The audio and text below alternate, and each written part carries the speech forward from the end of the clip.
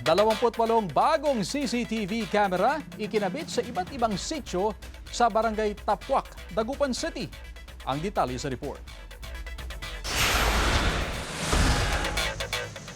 Pinaigting pa ng Tapuac Barangay Council ang kanilang pangangalaga sa kaligtasan at seguridad ng mga residente. Nagkabit na ng bagong CCTV camera sa iba't ibang bahagi ng barangay. Nagkakahalaga ng humigit kumulang 1,000,000 piso ang biniling 28 CCTV camera at monitoring system na mula sa sariling pondo ng barangay. Nagsimula ang pagkakabit ng mga CCTV camera noong nakaraang linggo. Inaasahang makatutulong ang mga ito sa mas epektibong pagbabantay at pagtugon sa mga insidente.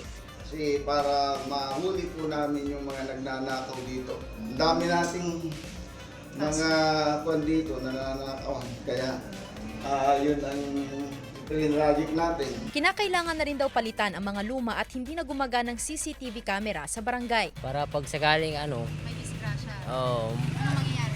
makikita kung sinong may mali sakaling ganon. Magsisilbing panakot naman daw sa mga kawatan ang mga bagong CCTV camera. Maiwasan natin yung mangyaring maraming magnanakaw dito kasi. Kasama si Daryl Peralta, Sandy Salvacio, One North, Central Luzon.